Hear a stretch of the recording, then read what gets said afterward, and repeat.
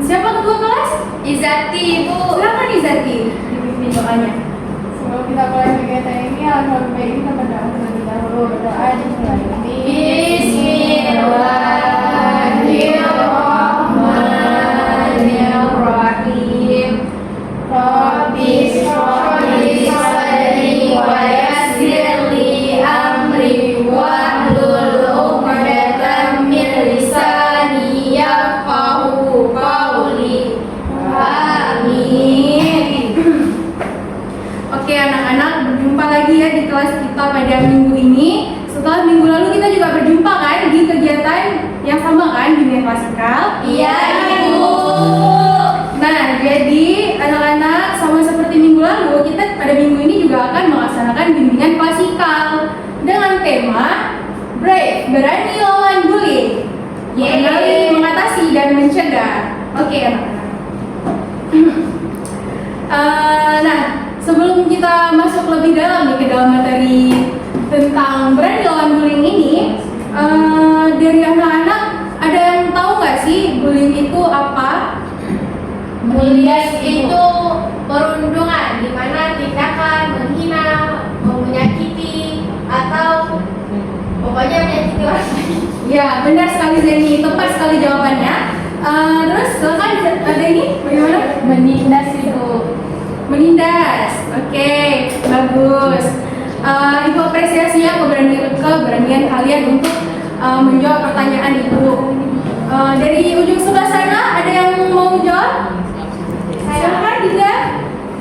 Bully itu tindakan yang kayak berbeda tuh yang dibilang sama Zeni tadi. Itu kayak kita ngejek teman kita atau menghina fisik teman kita ataupun kayak memojokkan teman kita, menurunkan ke teman kita, itu juga termasuk daripada bully. Dan bully juga mungkin tidak hanya di kehidupan nyata, ada juga bully yang dari HP, apa itu namanya?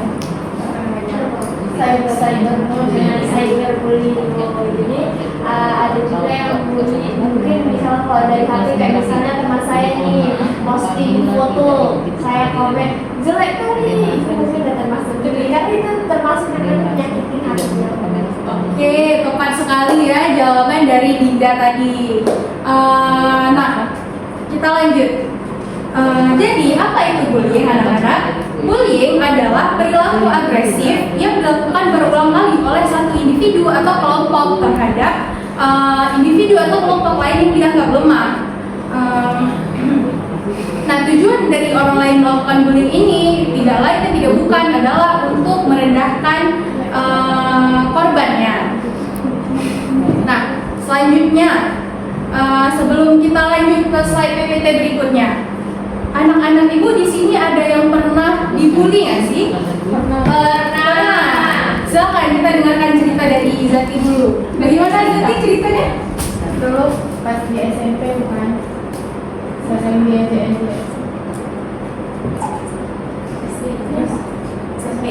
Oh, pas SD bukan, dulu sering diejek gitu. Diejeknya kan diejek kerupuk. Kok bisa kerupuk? Nggak tahu, hari itu jadi jajan kerupuk, habis itu diejek kerupuk. Oh, jadi baju kerupuk, iya, jangan kerupuk.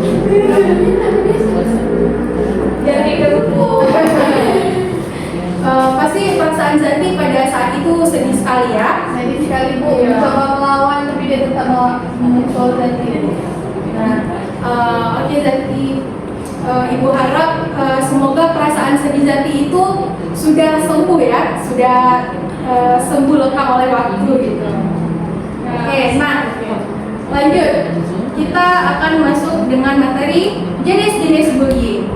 Nah, yang pertama itu ada bullying fisik.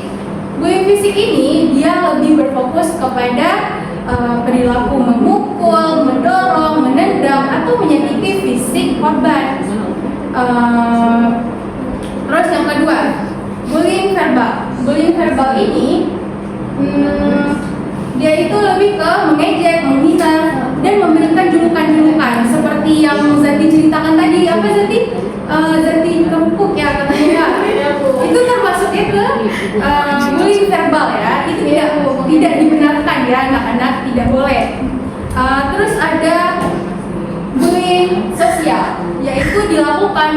sekelompok orang terhadap individu untuk mengucilkan, menyebar rumor atau menyebar hoax yang membuat harga diri dia itu tercemar sehingga pandangan orang lain ke dia itu berubah ya anak-anak. Dan terus yang keempat ada cyberbullying. Cyberbullying ini yaitu bullying yang dilakukan melalui media sosial atau platform online. Itu seperti komentar-komentar buruk, komentar-komentar mengejek. Pernah nggak sih lewat di TikTok kalian yang misalnya orang nyanyi tapi suaranya kurang bagus, terus orang komen, sini kak aku hap sih Pernah. Tapi saya pernah lihat komen di TikTok kan, dia komen tapi pakai akun fake. Iya bu, saya juga sering Iya, dia suka nge-hate army bu. Iya, sangatnya pakai akun fake. Nama akunnya akun fake bu. Iya, Segitunya dia. nah jadi anak-anak seperti contoh-contoh yang disebutkan oleh teman-teman tadi itu sama sekali tidak boleh dilakukan karena kita nggak tahu ya dampak apa yang akan diterima oleh si pembuat konten tersebut. Apakah dia merasa depresi, sedih, sakit hati, itu tidak boleh ya teman-teman, dosa. Yang aku baik.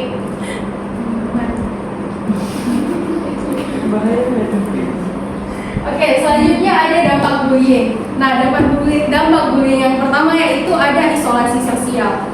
Nah, korban bullying itu akan cenderung menarik diri dari hubungan sosial karena takut atau malu. Kan korban ini dia sudah dirundung ya, dibully, dipukul, diejek, dicemarkan nama baik dia. Otomatis dia bakal merasa apa anak-anak?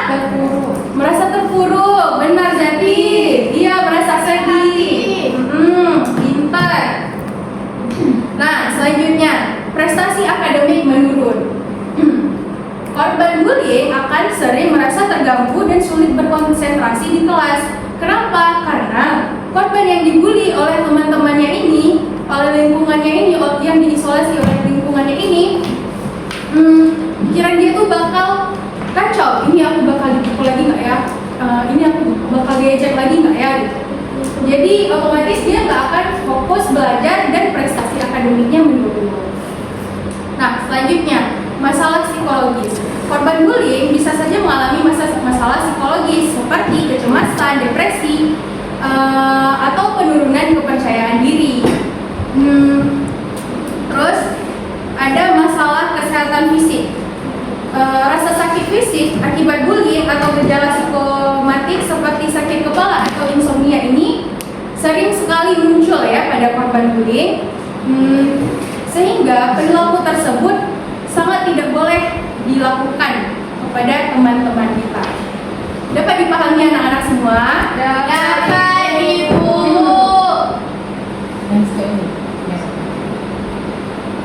Nah, ada pun langkah-langkah pencegahan pembulian di lingkungan kita yang bisa kita lakukan. Yang pertama yaitu memberikan pendidikan tentang dampak bullying kepada siswa, guru, dan orang tua. Nah, bimbingan klasikal yang ibu berikan kepada anak-anak pada siang hari ini itu adalah salah satu langkah pencegahan bullying ya anak-anak. Itu pencegahannya melalui pengetahuan dan pemahaman anak-anak semua. Terus yang paling penting yaitu mendorong nilai saling menghormati dan toleransi di lingkungan sekolah. Jadi anak-anak, kalau misalnya di dalam kelas kita ini ada misalnya orang dari budaya lain, warna kulitnya berbeda daripada warna kulit teman-teman semua, warna kulit anak-anak semua, itu tidak boleh kita isolasi dia, tidak boleh. Kita tidak boleh juga mengejek dia.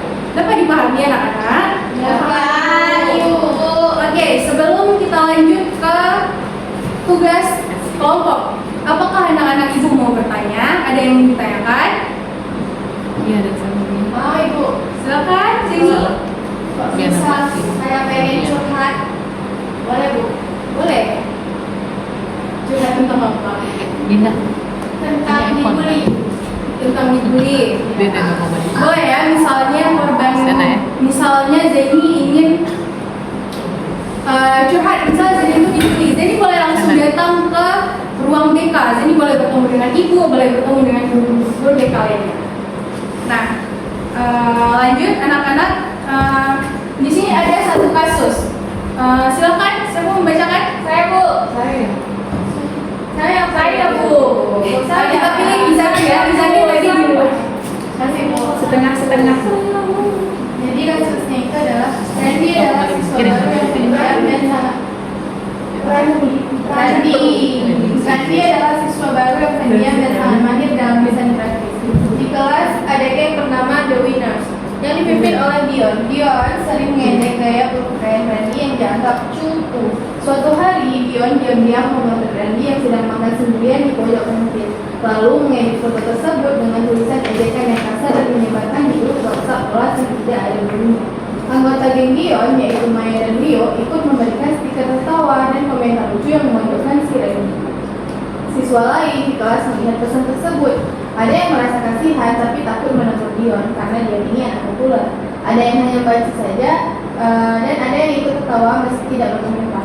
Randy yang melihat foto itu menjadi sangat malu, tidak mau keluar kelas saat istirahat dan mulai sering minta izin pulang dengan alasan sakit kepala.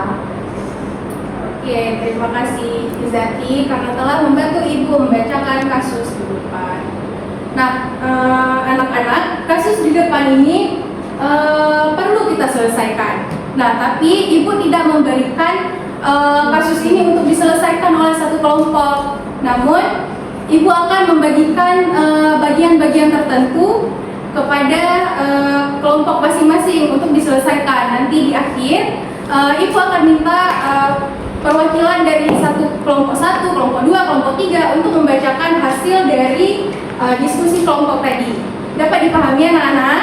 Dapat, Ibu. Oke, jadi kelompok ini kelompok 1 ya. Yang sebelah kiri Ibu ini adalah kelompok 1. Isinya Zeni sama Nabila. Baik, Ibu. Di sini kelompok 2 yaitu ada Nada, Wulan, Zaki, dan Rahmadani. Itu tugas kelompok, Bu ya? Iya. Iya, Ibu. Jangan balik-balik. Iya, Zaki. Jadi dinilai. Dinda boleh Izaki Bu. Iya, dinilai. Dinda tidak mempraktek. Dinda boleh Izaki Bu. Ibu, saya tidak boleh sama kita. Dibilang jangan jati kelompok. Iya, itu Ramadan ini yang ngomong. Ayo kita buat tugas Boleh lagi. gitu. Kita kembali narasi kemarin bunyi di grup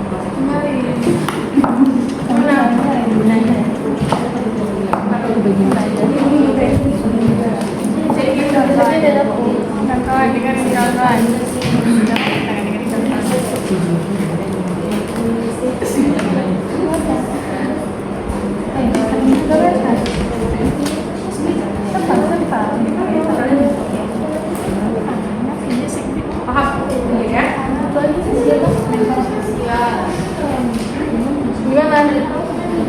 Ya. Gimana?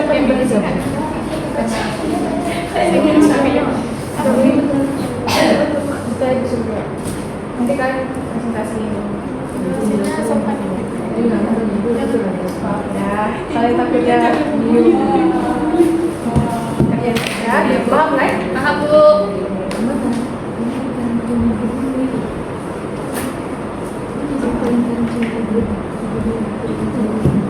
Gimana kelompok ini? Paham?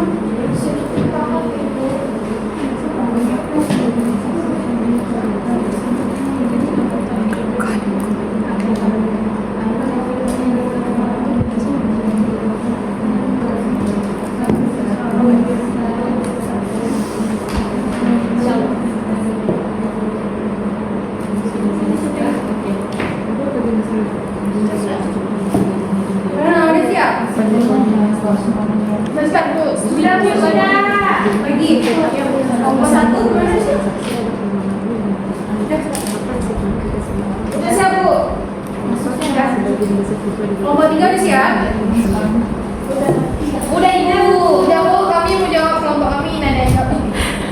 Oke, jadi kita akan mulai mengumpulkan solusi dari kasus Randy ini. Dimulai dari kelompok 1. Kenapa nggak jadi kelompok 2? Identifikasi perilaku manusia saja dan cerita termasuk bullying fisik, verbal, sosial, dan cyberbullying dan jelaskan alasannya. Untuk bullying fisik dari kasus tersebut tidak ada. Tapi kalau verbal itu ada di bagian Dion sering mengejek ya perkataan Dion dianggap cupu. Terus kalau misal sosial di mana Dion itu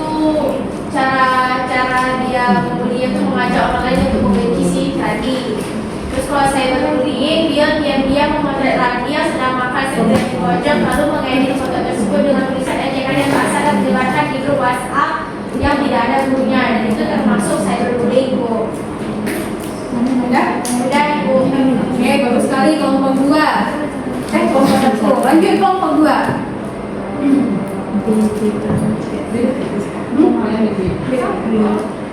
Jadi lembar jawaban kami, terus saja di pertanyaan kami saya mengapa sebagian besar siswa di UBL tersebut hanya menjadi penonton diam atau silent reader. Menurut kami, Bu, karena memang anggota dalam kelompok tersebut juga setuju dengan hal yang disampaikan si Rani tadi, kan dia kan memulisi dia ini kan memulisi lagi. Nah, jadi geng-geng anggota-anggota gengsi Dion ini setuju atas pembulian yang disampaikan oleh si Dion. Nah, makanya mereka menjadi silent reader. Terus apa risikonya jika semua orang terus berdiam diri? Kalau mereka berdiam diri, menurut kami itu bisa menjadi hal yang dinormalisasikan di circle tersebut, Bu. Bahkan orang-orang di sekitar mereka juga akan menormalisasikan hal tersebut. Dan apa yang seharusnya dilakukan oleh seorang saksi agar penemuan ini berhenti? Kalau menurut kami, Bu, harusnya mereka tuh melaporkan jika memang udah terdeteksi bahwa ada perundungan baik itu cyberbullying atau bukan. Ibu, Bagus sekali ya kelompok 2. Lanjut kelompok 3. Dan kelompok saya tuh yang mungkin jawabannya tidak berbeda dengan apa yang dijawab orang lain. Mungkin kalau cara berpikir sama saya di kita klasifikasi lagi di buku kita bilang bahwasanya toleran itu tidak ada seperti dibilang oleh si Dion. Kayak kita masih kita sebutkan kelebihan apa yang dimiliki oleh si Rani. Oke, benar sekali ya jawaban dari kelompok 3. Nah, anak-anak, kita sudah sampai di penghujung pelajaran kita pada hari ini. Jadi ayo coba fokus dulu ke depan. Fokus ke depan ya. Nah, jadi Ibu mau meminta dari kalian coba simpulkan apa saja yang kita pelajari pada hari ini. Siapa mau dapat nilai plus? Ya, siapa mau? Nilai plus kali 2. Simpulkan yang dipelajari. Iya. Ada saya, Ibu. Baik, selama layanan pembinaan hari ini saya mendapat riset baru terkait bullying itu sendiri, yang dimana bullying itu tidak hanya berbasis verbal aja. Apabila dia udah memukul, menindas, dan sesuatu hal yang menyakiti perasaan orang lain, itu adalah bullying. Dan bullying sekarang karena kita sudah bermedia sosial, bullying juga merambat ke cyberbullying, di mana apabila kita mengupload foto tanpa izin, mengata-ngatain, menghina secara di media sosial, itu termasuk ke cyberbullying itu. Dan dampak dari bullying itu sangat besar sekali, bisa membuat seseorang itu trauma, bisa membuat seseorang itu kehilangan kepercayaan dirinya, mengisolasi diri, dan menutup dirinya kepada sosial itu. Oke, bagus sekali ya kesimpulan dari Zeni tadi sudah sangat jelas. Ada lagi? Silakan ada. Jadi kami ada jawab dari Zeni tadi, Bu. Nah, jadi ada penambahan juga yang saya dapatkan hari ini, saya baru juga bahwa ternyata orang-orang yang diam melihat orang-orang lain dibully itu juga termasuk pembuli ternyata. Kayak sebutnya tuh silent. Jadi kalau mereka memang membaca ya, kita dalam grup kayak viral-viral sekarang juga, Bu. Nah, jadi apa tadi namanya, pembuli pasif. Kalau misalnya mereka cuma dia melihat orang lain dibully padahal Dia aja. iya, mereka diam aja. Bagus sekali ada. Terima kasih ya. Anak-anak, sebagai penutup hari ini, Ibu ada kata-kata nih. Bullying adalah tanggung jawab bersama. Kita semua memiliki tanggung jawab untuk menciptakan lingkungan sekolah yang aman dan inklusif.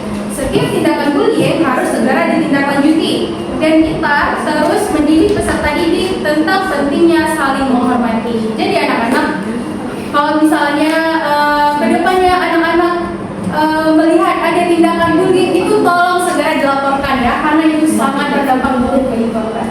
Nah anak-anak, sekian kelas kita pada hari ini. Mari kita tutup dengan membaca hamdalah 3 kali. Alhamdulillah, alhamdulillah, alhamdulillah. Oke, sekian dari Ibu, lebih dan kurang